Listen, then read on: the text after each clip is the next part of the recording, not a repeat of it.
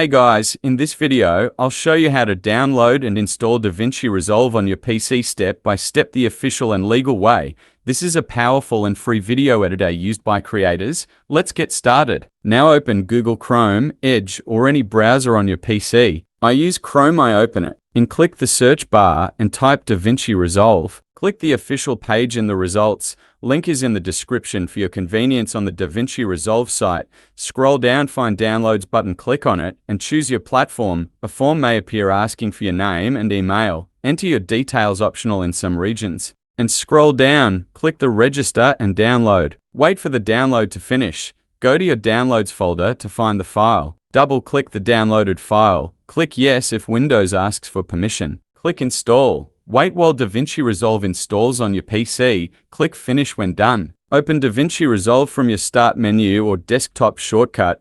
Let it load and then you can start editing your videos. That's it. You've successfully downloaded and installed DaVinci Resolve on your PC.